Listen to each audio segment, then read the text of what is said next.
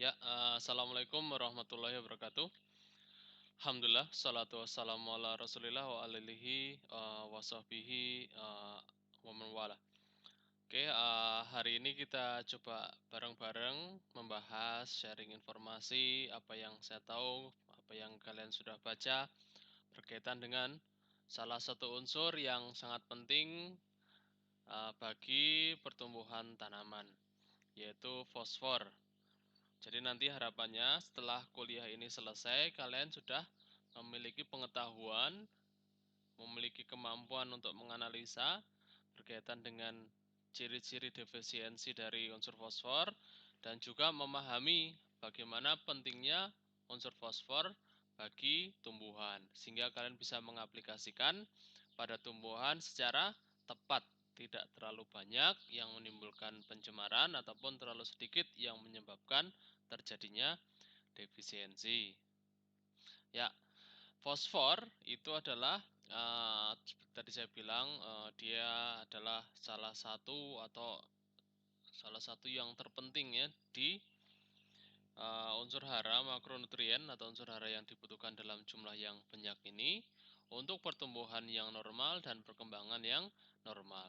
Apa yang bisa kita jelaskan dari sini nanti kita bisa lihat di penjelasan-penjelasan selanjutnya. Artinya kalau suatu tanaman kekurangan fosfor, maka kalau dari pernyataan ini tumbuhnya menjadi tidak normal.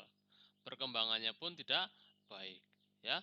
Kalau pertumbuhan berarti nanti berkaitan dengan penambahan jumlah sel, ini berkaitan dengan pembelahan sel dan kawan-kawan. Kalau perkembangan mungkin berkaitan dengan fungsi-fungsi fisiologis atau bagaimana tanaman itu menjadi dewasa ketika dia mulai berbunga, berbuah, dan sebagainya. Itu akan terganggu. Jadi baik secara pertumbuhannya ataupun perkembangannya.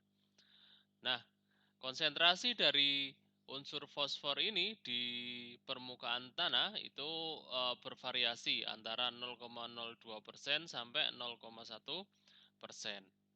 Cuma jumlah P di tanah itu tidak merepresentasikan besarnya P yang bisa diserap oleh tanaman. Karena banyak P di dalam tanah yang itu tidak bisa diambil oleh tanaman, misalnya wujudnya menjadi P organik atau dia termineralisasi dalam batuan dan sebagainya sehingga tidak bisa diserap. Hanya beberapa bentuk P yang bisa diserap oleh tanaman. Sehingga walaupun mungkin kita kandungan P-nya tinggi di suatu daerah, tapi kok ternyata tanamannya kekurangan unsur fosfor ya. Salah satunya karena mungkin dia terikat kuat pada proses mineralisasi dan yang lainnya. Nah, fosfor itu diserap oleh tanaman dalam bentuk ion, yaitu ion ortofosfat H2PO4 dan ini ya H2PO4 ini dan HPO ya. Nah, penyerapan fosfor yang paling tinggi pada bagian akar tanaman itu ada di bagian ujung akar atau ya ujung akar berarti itu di bagian ini akar yang sedang tumbuh ya. Jadi di ujung-ujungnya akar yang dia sedang tumbuh itu di situ penyerapan fosfor terjadi lebih besar dibandingkan bagian akar yang lain. Yang kedua adalah di zona elongasi dari akar. Ya, kalian tahu ketika akar tumbuh atau di pucuk akar itu ada tiga zona. Ada zona pembelahan, ada uh,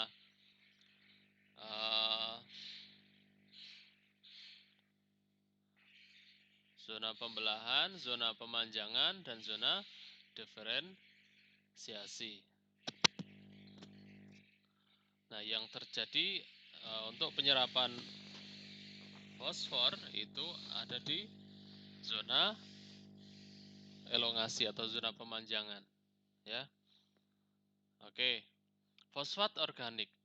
Jadi fosfat atau unsur P itu wujudnya bisa dua, ada yang fosfat organik dan fosfat anorganik atau inorganik.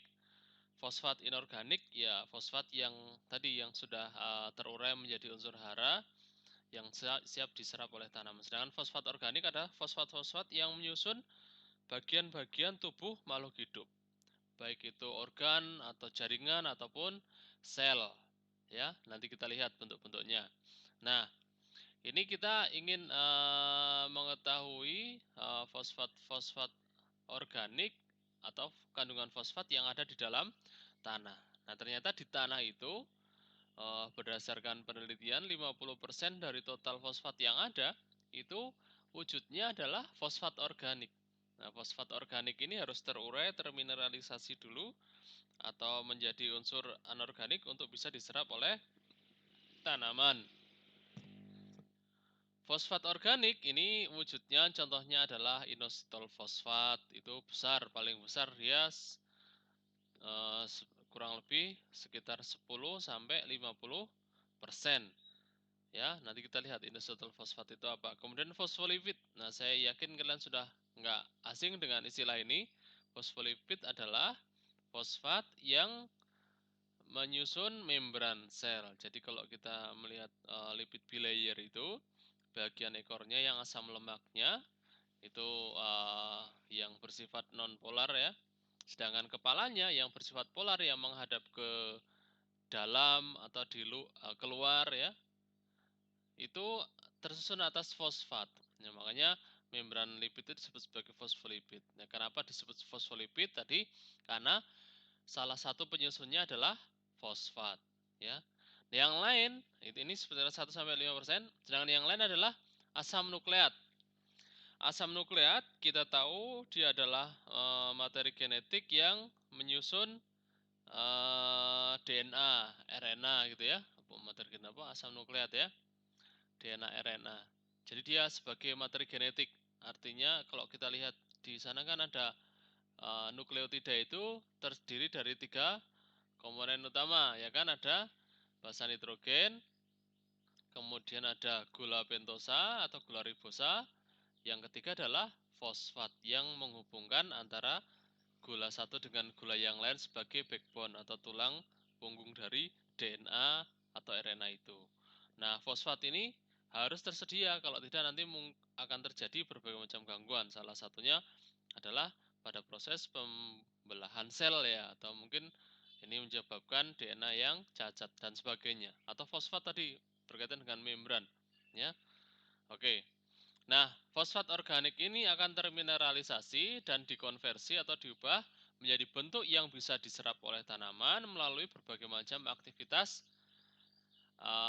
Salah satunya adalah aktivitas enzim fosfatase yang dimiliki oleh mikroorganisme.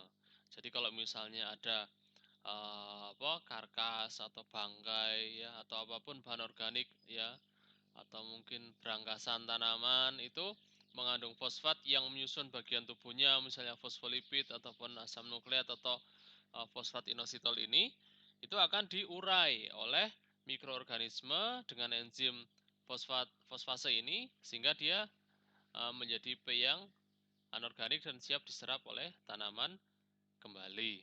Ini proses dekomposisi ya. Nanti kita lihat di akhir proses itu. Nah, ini contoh karena kalian sudah tidak asing berkaitan dengan fosfolipid dan asam nukleat yang memiliki unsur P itu letaknya di mana, saya yakin sudah paham ya.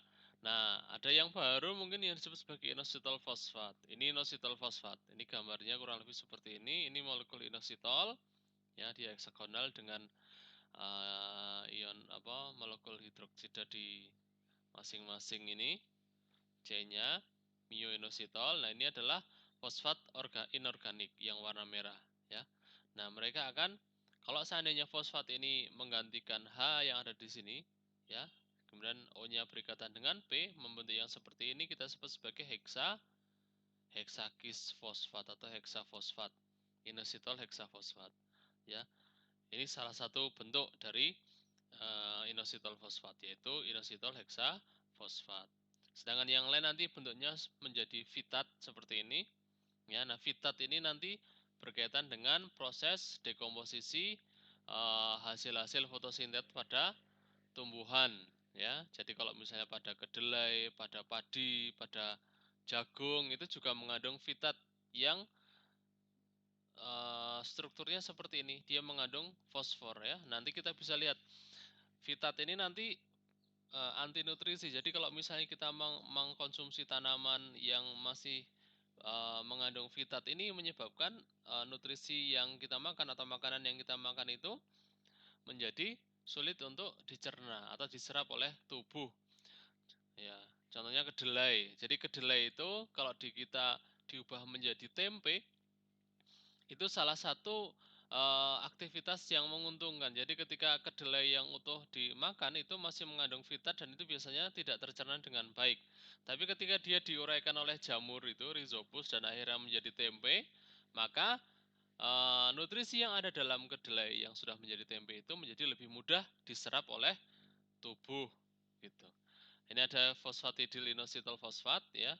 Ini bentuk-bentuk yang inositol fosfat. Nah, fungsi inositol fosfat itu bermacam-macam ya. Ada tentu berkaitan dengan homeostasis. Jadi seberapa banyak jumlah fosfat yang dibutuhkan oleh tanaman, oleh organisme itu nanti akan disediakan oleh molekul inositol pirofosfat ini. Nah, pirofosfat itu ada P yang terikat, 2P yang terikat pada satu atom oksigen. Nanti kalian bisa baca lagi kalau berkaitan dengan pirofosfat ini. Inositol pirofosfat atau inositol fosfat itu berkaitan dengan fosfat homeostasis atau bagaimana menjaga keseimbangan fosfat di dalam tubuh tanaman. Ya, yang kedua adalah untuk penyimpanan fitat. Ini berkaitan dengan dekomposisi karbohidrat pada tanaman. Ya, nanti ada fitat yang wujudnya tadi sudah kita lihat yang seperti ini ya. Itu akan berfungsi di sana. Kemudian yang lain adalah dia fosfor ini dalam bentuk molekul inositol ini juga berfungsi dalam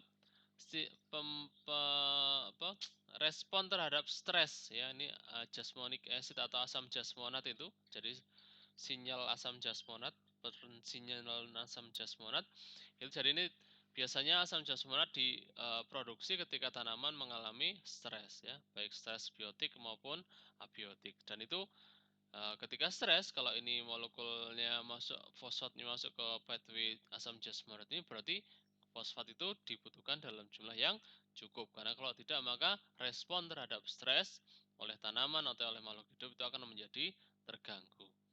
Yang keempat, ini contohnya, ini hanya penyederhanaan ya, nanti kalian bisa baca sendiri, adalah untuk homeostasis bioenergi. Jadi molekul pirofosfat ini nanti dia bisa memberikan fosfatnya untuk regenerasi ATP. Ya, kita tahu bahwa ATP berfungsi sebagai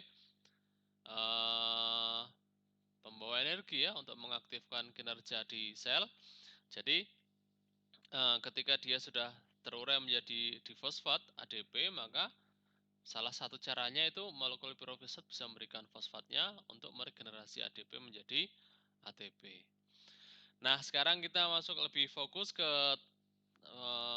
tanaman ya. Ini berkaitan dengan kandungan fosfat di larutan tanah atau di tanah ya, di ini soil solution artinya, jadi ya ada di tanah yang mengandung air gitu maksudnya, atau di larutan tanah. Nah, P ini yang ada di dalam tanah yang tersedia untuk tanaman itu akan bertambah dengan cara apa? Satu, dengan cara penambahan pupuk-pupuk komersial semacam TSP ya kan, ya trisuperfosfat ya kan, atau SP36 dan sebagainya. Penambahan pupuk itu akan menambah P yang tersedia di tanah untuk diserap oleh tanaman. Selain itu, P di dalam tanah juga bisa bertambah dengan adanya proses dekomposisi dari bahan-bahan organik. Ini misalnya dari residu-residu bahan pertanian, ya kan? Dan pupuk kandang. Jadi kalau ada tanaman yang mati, terurai, atau pupuk kandang yang ditambahkan, maka itu juga menambah jumlah P yang tersedia di tanah. Ya. Tapi kalau misalnya terurainya belum sempurna, masih dalam bentuk organik, maka nanti akan menjadi bahan organik di tanah yang mengandung fosfat. Ini nanti akan terurai lagi lebih jauh membentuk fosfat anorganik yang akan menambah kandungan P di tanah. P di tanah itu bisa juga dimanfaatkan oleh mikroorganisme sehingga dia akan berkurang karena dipakai oleh mikroorganisme dan serangga ini. Nah, ketika dia mikroorganisme serangga ini mati, ya akan terurai, terdekomposisi, maka akan kembali lagi ke dalam tanah sehingga jumlahnya naik lagi. P juga bisa hilang dengan cara crop removal. Crop removal itu jadi kalau panen sebagian besar tubuh tanaman itu dikeluarkan dari lahan pertanian. Contohnya kalau kita panen jagung, kita tidak hanya memanen biji jagungnya saja. Misalnya tongkol jagungnya diambil, kemudian daun berangkasannya juga diambil untuk pakan ternak. Nah, berangkasan yang keluar dari lahan ini akan mengurangi ketersediaan P di tanah karena nanti yang seharusnya dia akan kembali menjadi crop residu ini terurai menjadi P yang tersedia di tanah tidak terjadi karena biomasa itu dibawa atau dikeluarkan atau dipindahkan dari lahan pertanian. P di dalam tanah juga hilang dengan cara erosi, pencucian atau aliran permukaan karena adanya hujan dan sebagainya. Tapi ini jumlahnya kecil katanya karena P itu biasanya terikat pada mineral-mineral bebatuan yang tidak mudah untuk tercuci. Erosi. Nah, ini artinya yang tadi kita harus menjaga agar air itu tidak mengganggu ketersediaan P di tanah. Artinya dengan cara tidak boleh membiarkan lahan itu gundul. Kalau lahan gundul maka salah satu akibatnya ketersediaan P di dalam tanah akan berkurang. Atau tadi crop removal tadi ya sebaiknya kalau panen padi, panen jagung ya yang dipanen yang dibutuhkan saja, ya kan? Mungkin bulir jagungnya, ya kan, biji jagungnya atau gabah dari padi itu yang dikeluarkan. Sedangkan sisanya sebaiknya kembali terdekomposisi di lahan tersebut sehingga tidak banyak unsur P yang hilang melalui crop removal ini. Ya. Nah, nanti P di tanah itu juga bisa termineralisasi, dia mengendap, membentuk mineral sehingga tidak bisa diserap oleh tanaman ya, dia menjadi batuan dan sebagainya. Nanti kita bisa lihat. Nah, ini juga karena proses pelapukan dan sebagainya nanti mineral-mineral inorganik ini akan kembali lagi ke tanah. Ya, ini kurang lebih bagaimana P itu tersedia dan hilang dari dalam tanah, dari larutan tanah ya. Nanti detailnya kalian bisa baca lebih jauh. Nah, ini contoh penyerapan fosfat oleh jagung. Jadi di sini kita bisa melihat ada beberapa petunjuk warna. Yang kuning ini grain, artinya dia biji. Yang kuning juga ya ini tidak bisa dibedakan karena satu ya, biji, kop itu tongkol, silk itu rambut jagung gitu ya. Jadi ini biji dan tongkol jagungnya itu jadi satu warna kuning. Kemudian ada husk, husk itu apa ya, klobot lah ya. Klobot jagungnya itu warnanya hijau muda. Ini ada batang itu yang hijaunya lebih tua lagi, masih hijau muda tapi lebih tua. Kemudian lebih hijau lagi ini leaf sheath. Leaf sheath itu apa namanya ya, yang di daun yang menempel atau membungkus batang itu loh. Jadi apa sih? Ya, itulah ya. Jadi daun jagung kan ada pelepahnya ya, pelepah jagung, pelepah si daun jagung. Kemudian ini daun jagungnya sendiri.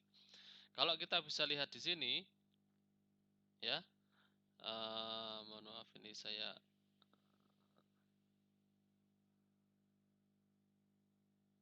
ya. Ini adalah hari.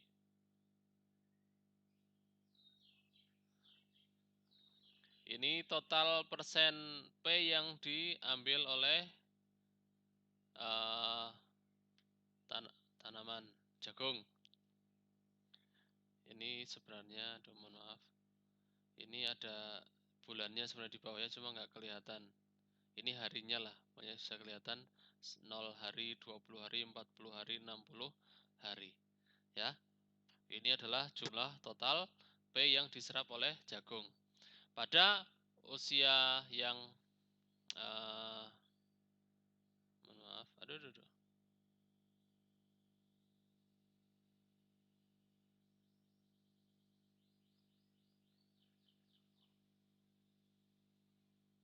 Nah ini usia 0 sampai 20 unsur P itu diserap dalam jumlah yang sangat minimal sehingga aplikasi P di awal pertumbuhan atau awal kita menanam tanaman itu tidak cukup dibutuhkan oleh tanaman yang sedang tumbuh atau di 20-25 hari pertama itu tidak perlu diaplikasikan pupuk P. Tapi seiring berjalannya waktu, nanti usia 25, kemudian 40, 60 ini semakin tinggi kebutuhan P-nya. Ya, P yang diserap itu didekomposisi atau digunakan di berbagai macam organ tanaman, ya. Misalnya ini ketika 45-50 hari pertama yang paling banyak memanfaatkan P itu adalah bagian jagung yang berwarna hijau ini kan bagian jagung, bagian daun ya. Daun jagung yang berwarna hijau itu paling banyak memanfaatkan P. Kemudian nanti mendekati 60 hari itu masih daun jagung yang memanfaatkan P paling banyak dan jumlahnya sekitar 20% dari total penyerapannya ya. Jadi 20% itu dipakai oleh daun jagungnya. Kemudian ini bagian seludang atau pelepahnya, ini bagian batang. Batang juga mulai besar ya, atau sudah besar ini ya penyerapan fosfatnya untuk pertumbuhan batang di usia 50 hari ya. Nah, nanti semakin berjalannya waktu 70 hari ini daun masih tinggi. Sedangkan pelepah itu maksudnya tetap ya jumlahnya yang diserap tapi sama-sama tinggi. Ini pelepah juga relatif sama, ini bagian batang ya kan. Ini bagian nah di sini sudah mulai terbentuk mungkin tongkol jagung begitu ya. Ini adalah penyerapan untuk didekomposisi di tongkol jagungnya atau di kelobotnya gitu ya. Nah, ketika sudah mulai berbiji atau berbuah jagungnya di usia 50 hari ini, maka penyerapannya mulai penyerapan fosfor itu mulai didekomposisi atau bukan dideposisi pada bagian biji. Nah, terus seiring berjalannya waktu, kalau yang bagian vegetatif, bagian daun, ya, pelepah, batang, ya kan, itu setelah hari ke-70 ini cenderungnya untuk turun, turun. Tapi untuk pembuat biji itu penyerapannya terus naik. Dia terus naik. Ya, ini artinya apa? Artinya fosfat itu dibutuhkan dalam proses generatif pada saat pembentukan biji atau buah. Ya, kita bisa lihat di sini bahwa untuk daun itu mungkin maksimal 20%. Sedangkan untuk di biji ini berapa ini? Sampai 170% atau 80% itu dipakai untuk pembentukan biji ya. Sehingga kalau menanam jagung di usia 50 hari ini harus sudah tersedia fosfat ya, tersedia fosfat yang cukup karena memang dibutuhkan dalam proses generatif untuk pembentukan buah dan biji. Oke. Kemudian ini contoh bagaimana unsur hara itu diserap oleh tanaman ya. Ini ada nitrogen, fosfor, potasium atau kalium, ada kalsium, magnesium dan sulfur. Nah, proses penyerapannya yang disebutkan di sini ada 3 macam yaitu intersepsi, mass flow atau aliran massa dan difusi. Intersepsi itu Itu maksudnya apa? Intersepsi itu adalah penyerapan unsur hara ketika akar itu menemukan sumber unsur tersebut. Jadi akarnya tumbuh, kemudian ketika berjalannya akar itu, bagian itu menemukan sumber-sumber unsur hara. Itu namanya intersepsi. Jadi ketemu gitu intersepsi itu. Karena proses pertumbuhan akar. Kalau mass flow atau aliran massa ini berkaitan dengan proses penyerapan air. Jadi ketika air masuk ke dalam tubuh tanaman, maka unsur hara tersebut ikut terbawa. Ini nanti masuk melalui silem, terbawa, dan sebagainya. Kalau difusi, kalian sudah paham difusi itu berarti ini karena adanya perbedaan gradien konsentrasi. Ya, airnya tidak ikut berpindah, tapi karena adanya perbedaan gradien atau ada gradien konsentrasi fosfat atau unsur hara yang lain, maka unsur hara itu masuk ke dalam tubuh tanaman melalui akar. Ya, kalau ini airnya ikut mengalir masuk, jadi penyerapan air disertai dengan penyerapan unsur hara. Kalau difusi ini hanya unsur hara saja yang masuk karena adanya gradien perbedaan konsentrasi antara di dalam akar tanaman dengan yang di luar akar tanaman. Intersepsi adalah ketika akar tumbuh ketemu sumber nitrogen, sumber fosfor, sumber unsur hara, maka diserap. Itu intersepsi. Kita bisa lihat di sini ada nitrogen. Kalian bisa lihat nitrogen itu paling banyak itu diserap melalui aliran massa. Artinya apa? Artinya kalau misalnya nanti memupuk nitrogen itu sebaiknya disiram, ya, disiram dalam jumlah yang cukup, jangan sampai tercuci, ya, tapi ada air. Nah, nanti ketika air itu terserap oleh tanaman tersebut, nitrogen ikut terserap dan itu porsinya paling besar, 99% kalau disebutkan oleh si Barber tahun 95 ini. Sedangkan fosfor itu diserap melalui difusi. Nah, artinya kalau nanti mengaplikasikan fosfor jangan disebar. Fosfor itu sebaiknya di diberikan dalam jumlah banyak di satu titik atau jadi tidak disebar merata dalam tanah. Contoh misalnya dengan bending atau dibuat garis, nah fosfornya pupuk fosfornya ditaruh di garis tersebut atau melingkari tanaman. Tapi tidak disebar, melingkarnya membentuk garis lingkaran itu ya, sehingga nanti ada perbedaan gradien konsentrasi antara yang fosfat tinggi, fosfat rendah, sehingga proses difusi menjadi lebih besar. Nah, kalian bisa lihat ini kalium juga melalui difusi, ya kan, kalsium aliran massa, magnesium juga aliran massa, sulfur juga aliran massa. Jadi kalau menyiram tanaman kemungkinan yang terserap besar itu adalah nitrogen, kalsium, magnesium, dan sulfur. Sedangkan kalau melalui difusi pemupukan di titik itu ini paling banyak nanti didapatkan melalui oleh maksudnya penyerapannya itu efektif untuk penyerapan fosfor dan kalium atau potasium. Semoga bisa ditangkap, nanti bisa diskusi kalau ada yang belum jelas.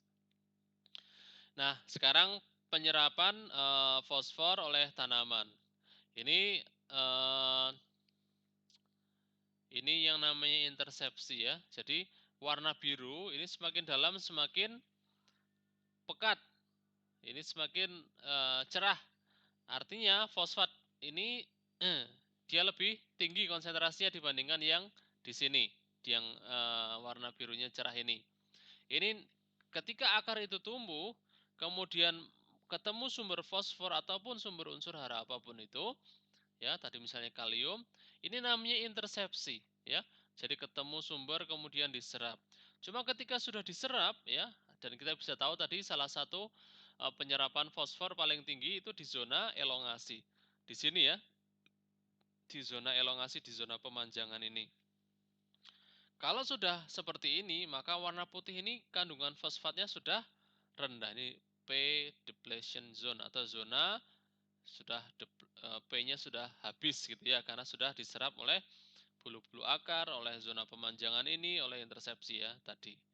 Nah, sedangkan P yang ada di luar bagian yang terintersepsi ini itu masih ada. Maka salah satu caranya adalah dengan simbiosis ya. Jadi tanaman itu bersimbiosis dengan mikoriza untuk mengakses bagian atau wilayah atau zona yang mengandung unsur hara P dengan bantuan hifa-hifa dari mikoriza. Jadi kalau misalnya bersimbiosis, hifanya akan tumbuh di bagian-bagian yang tidak dijangkau oleh akar tanaman, sehingga suplai P untuk tanaman menjadi lebih tinggi. Ini kan menjadi putih karena dia diserap P-nya oleh si mikoriza, oleh hifa-hifa mikoriza. Kemudian nanti akan terjadi translokasi ke silem dan diserap oleh ke dalam bagian tubuh tanaman yang membutuhkan. Ini contoh simbiosis antara mikoriza dengan tanaman. Jadi ini ada sel tanaman, ini sel tanaman ya, yang garis dua ini adalah fosfolipid atau lipid bilayer, yang bulat ini adalah protein channel ya. Ini bagian ya permukaan ya. Ini selnya kan berdampingan. Ini sel jamur dari si mikoriza. Ini juga lipid bilayer, kemudian ada protein channelnya. Ya. Ini di antara dua sel tersebut, ruangan di antara dua sel tersebut. Nah, ketika si jamur tadi menyerap fosfat, maka akan dikeluarkan melalui channel protein tertentu ke dalam ruangan interfasial ini, ya. Kemudian akan diserap oleh si akar tanaman atau sel tanaman, ya. Nah, penyerapannya itu melalui proses yang namanya kotransport. Artinya untuk memasukkan P itu harus disertai dengan memasukkan H, ya. H dengan P bareng-bareng masuk.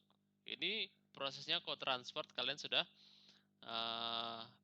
apa? Sudah pernah membacanya ya. Jadi nanti P ini akan masuk ketika ada H, kotransport. Nah, hanya nanti akan dengan transport aktif ya, ini menggunakan ATP, ini ATP menjadi P ya. Dengan transport aktif hanya akan dikeluarkan lagi. Nah, ini nanti ke kapasitas tukar kation ya, nanti kalau misalnya kalian bahas di kesuburan tanah atau di pupuk dan pemupukan ya. Jadi H itu dikeluarkan dalam rangka untuk memasukkan P. Ini juga bisa dipakai untuk menggantikan ion-ion kation yang menempel atau terikat pada molekul-molekul tanah yang bermuatan negatif. Jadi dikasih H agar molekul yang terikat atau unsur hara yang terikat pada tanah itu bisa diserap.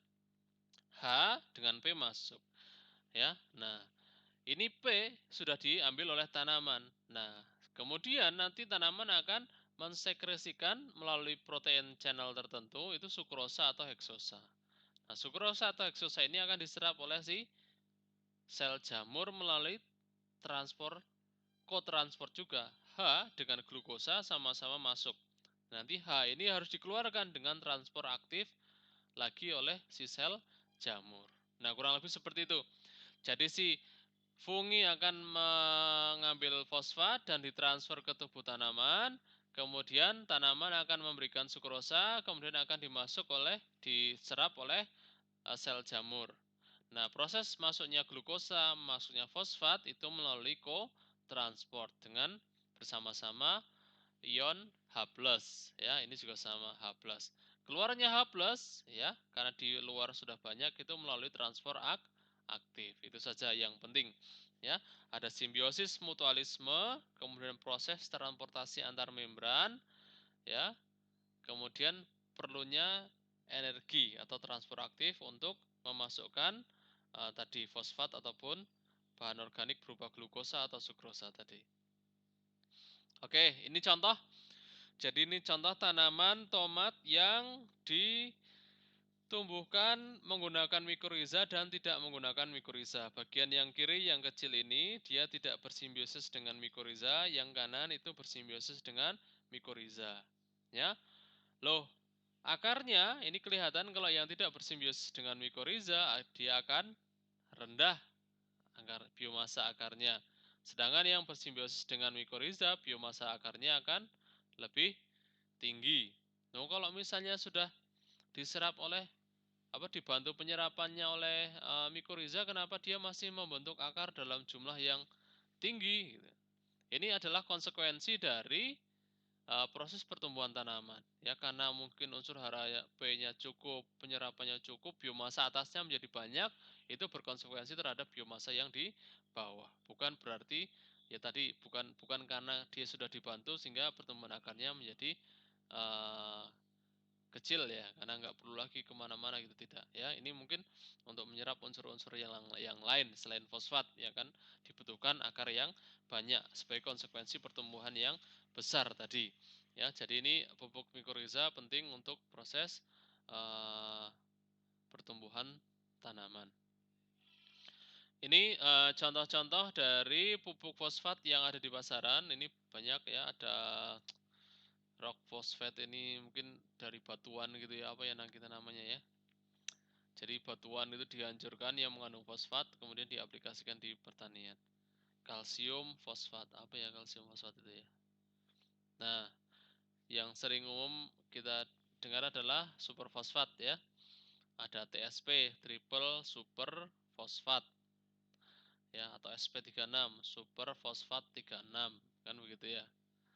Nah, itu contoh bentuk-bentuk dari pupuk. Konsentrasi P-nya kalau TSP itu sekitar 19 sampai 23. Sisanya adalah H dan kalsium. Nah, berarti dia bukan pupuk tunggal ya, karena dia ada P, ada Ca ya. Nah, ini konversi, ini mungkin dibahas di pupuk dan pemupukan ya. Jadi persen P itu adalah P2O dikalikan 0,44. Ya, jadi di P2O ini konsentrasi P-nya adalah 44%. Jadi kalau bentuknya P2O maka dia 44%-nya adalah P, maka dikalikan 0,44. Kemudian kalau P2O5 itu adalah P dikalikan 2,27 ya.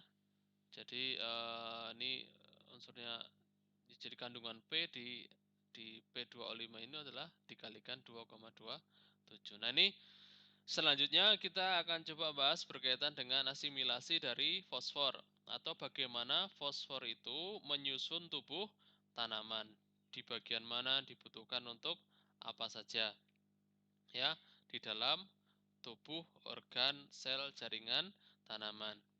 Nah, kita sudah lihat tadi ada gula fosfat ya kan, ada gula fosfat itu misalnya tadi gula yang ada fosfatnya apa ya, ini nukleotida sudah ya, tadi misalnya ribosa ada fosfatnya gitu kan. Kalau nukleotida kan ada fosfatnya, gugus fosfat ya. Kalau fosfolipid bagian kepalanya itu kan juga ada fosfat. Ini contoh bagian apa, bentuk-bentuk fosfat yang ada dalam tubuh makhluk hidup atau tubuh tanaman.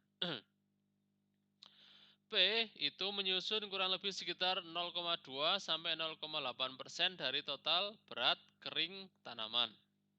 Ya, jadi nggak sampai 1%, kecil sebenarnya ya.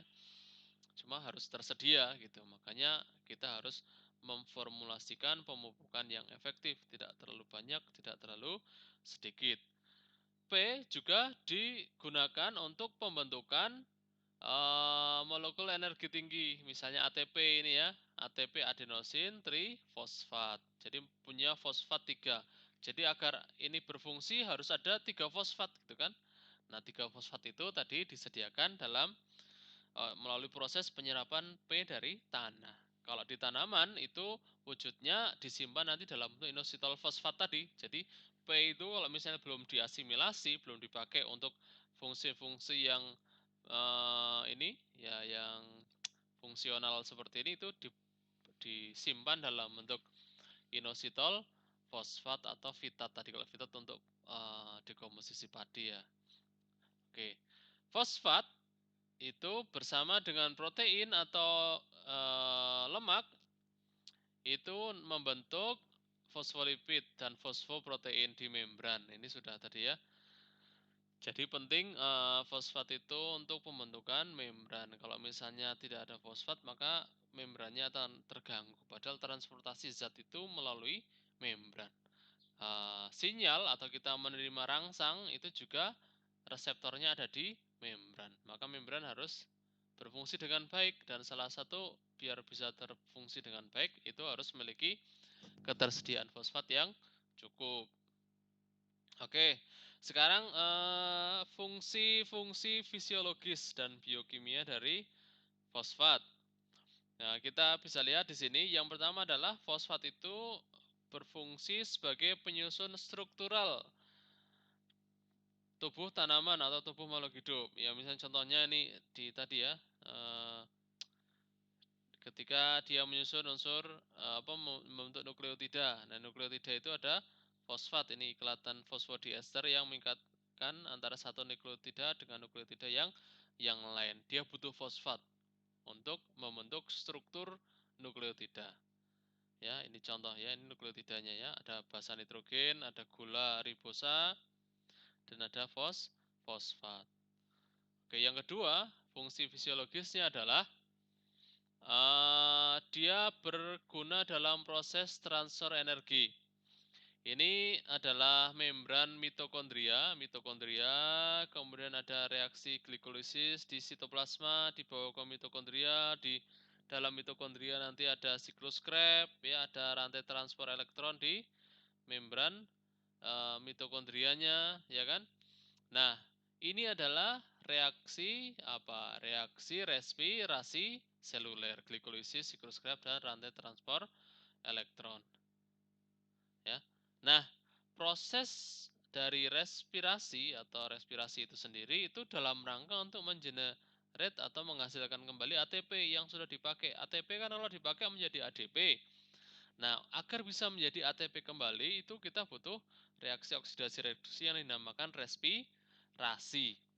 Proses respirasi itu terjadi dengan bantuan fosfat juga ya. Ya ini misalnya tadi harus ada tersedia fosfat dalam rangka membentuk ADP ini menjadi ATP ya melalui ATP sintase. Nanti kita coba bahas di fisiologi, ada quinon, sitokrom C ya. Ini ada NADH yang membawa elektron dari proses pemecahan bahan organik ya, glukosa itu. Kemudian dia bisa mengaktifkan pompa proton. Protonnya keluar, H plusnya keluar, H plusnya keluar. Nah, H plus ini akan masuk dan dia bisa dipakai untuk mengenerate atau menghasilkan ATP dari ADP. Dengan masuknya H plus ini, ADP mengikat P menjadi ATP. Protein ini namanya ATP sintase karena dia menghasilkan ATP. Ya, nanti silahkan dibahas lebih dalam di fisiologi. Oke, nah reaksi yang lain adalah reaksi oksidasi reduksi yang kita paham di tanaman selain respirasi adalah fotosintesis. Di sini ada NADH, ada NADPH. Kalau NADH, NAD plus ini dia tadi dipakai di reaksi respirasi ya, NADH, NAD plus ini ya, pembawa elektron dari reaksi respirasi. Nah, kalau NADPH itu dipakai atau dia pembawa elektron pada proses fotosintesis. Fotosintesis ya. Jadi ini ada bedanya antara NADH dengan NADPH itu satu fosfat di sini ya. Kalau pada NADH fosfat ini hilang ya. Nah, ini hilang. NADH, NADPH itu juga hanya ketambahan satu atom hidrogen di sini ya. Jadi ini hanya ada dua. Ini ada satu. Ini NAD plus, NADP plus, ini NADDH. Ini pembawa elektron. Ini ya elektronnya dibawa di sini ini ya, H plus ini ya. Nanti akan dilepas elektronnya, hanya lepas elektronnya keluar dan dipakai untuk proses fotosintesis. Ya, jadi respirasi maupun fotosintesis dua metabolisme utama pada tumbuhan itu sama-sama membutuhkan P ya fosfat ya, hati-hati kita harus memberikan fosfat dalam jumlah yang cukup. Yang lain adalah contohnya misalnya P itu digunakan untuk mengaktifkan enzim-enzim tertentu. Contoh, fosfat itu menstimulasi fosfofruktokinase, ya, enzim fosfofruktokinase yang berfungsi untuk meningkatkan proses pematangan buah pada tomat. Ya, jadi pematangan tomat itu butuh enzim dan itu dikendalikan atau dikontrol oleh fosfat. Atau yang ketiga, jumlah P yang besar itu ditemukan pada biji dan buah. Oleh karena itu, ya, maka P itu sangat penting untuk pembentukan biji dan buah. Jadi pada saat bunga mulai atau musim buah, musim biji, kita harus memberikan aplikasi pupuk P. Kalau bisa ya beberapa hari sebelumnya sehingga proses penyerapannya lebih sempurna. Ya, ini juga berkaitan dengan kedewasaan pada tanaman. Jadi kalau misalnya ada tanaman kok tidak berbuah-buah gitu ya. Mungkin salah satunya karena dia kekurangan P ya. Nah, coba kalau misalnya ada tanaman sudah bertahun-tahun kok cuma besar saja, coba aplikasikan pupuk P agar si tanaman itu mau berbuah. Fosfat itu juga dibutuhkan untuk pertumbuhan akar yang baik. Nah, ini berbeda untuk setiap jenis tanaman, cuma hasil penelitian menunjukkan bahwa ketersediaan fosfat yang cukup itu akan meningkatkan proses atau meningkatkan pertumbuhan dari si akar. Nah, yang terakhir ini adalah kualitas hasil panen itu meningkat kalau misalnya ketersediaan P-nya itu seimbang. Juga tanaman tersebut lebih resisten terhadap serangan penyakit, ya. Jadi ini penting ya untuk meningkatkan kualitas buah. Ini salah satunya misalnya kalau buahnya kok kurang besar ya kan atau buahnya kecil-kecil ya kan atau mungkin rontok dan sebagainya, coba aplikasikan salah satunya adalah pupuk P. P juga berfungsi bagi tanaman untuk meningkatkan kekebalan dalam serangan hama dan penyakit. Nah, ini kecil-kecil ya. Nah, silahkan nanti dilihat di slide. Jadi defisiensi ini ya, tanda-tanda defisiensi pada tanaman karena kekurangan P. Ya, yang pertama adalah ukuran sel dan daun yang kecil. Jadi daunnya kecil-kecil atau selnya juga kecil-kecil kalau misalnya kekurangan P. Tapi tidak berefek terhadap kandungan klorofil.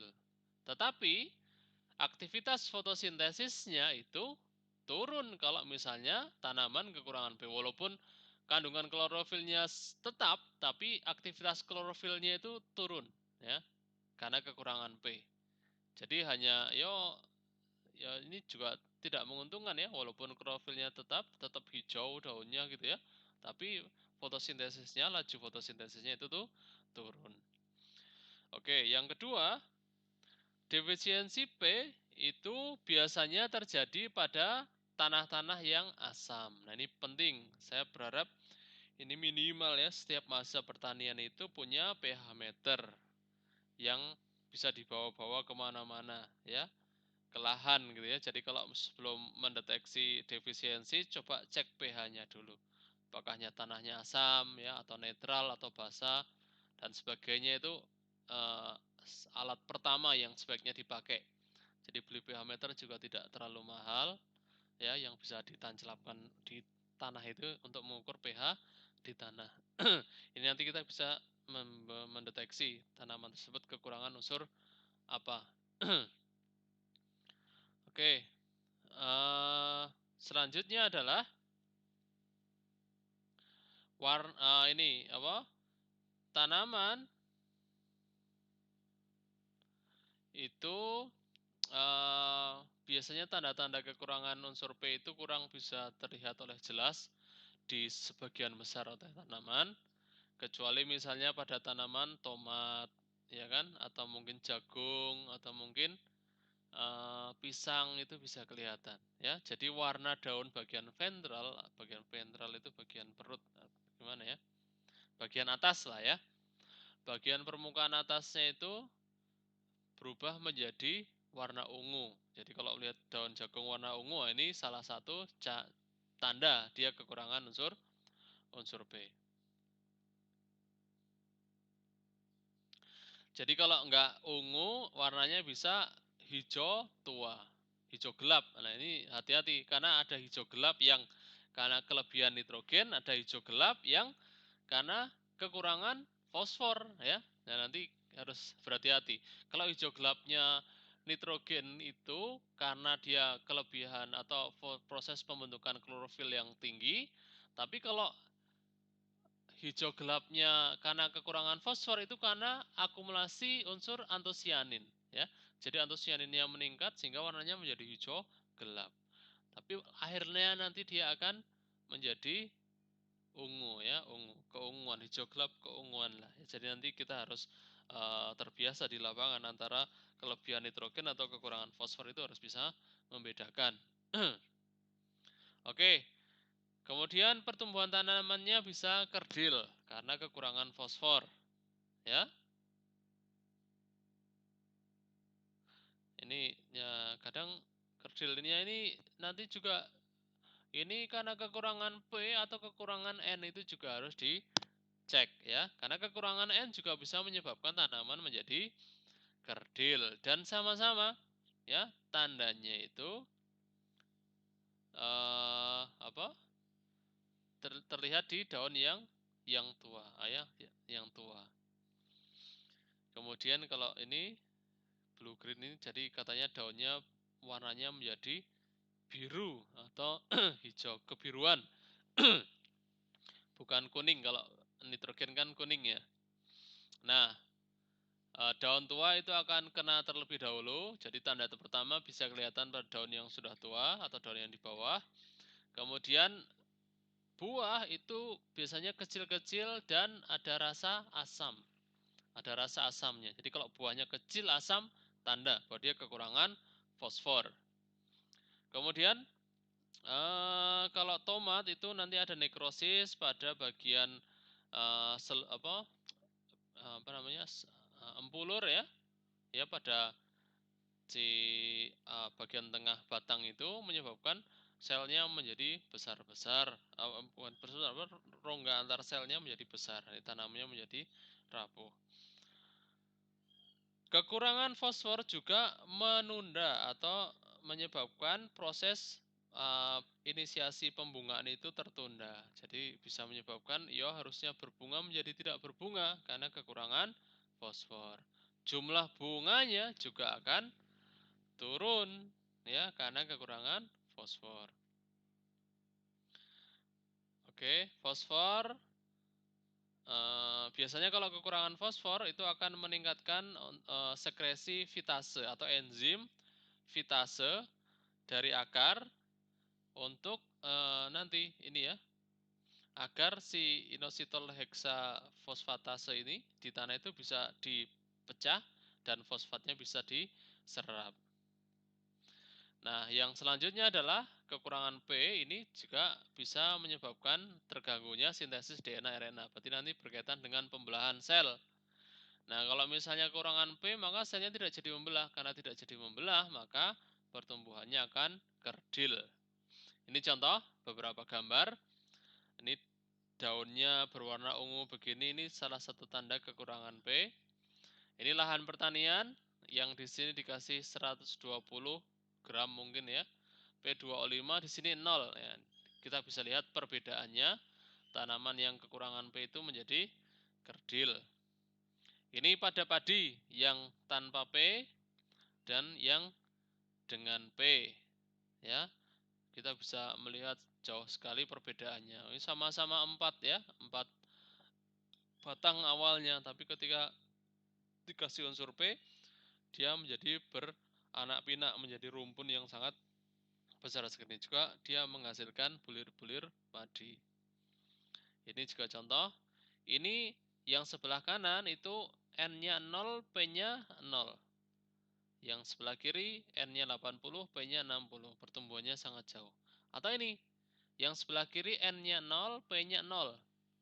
Yang kanan N-nya 80, P-nya 0. Ternyata adanya N tanpa ada P itu pertumbuhannya juga tidak maksimal pada tanaman, ya.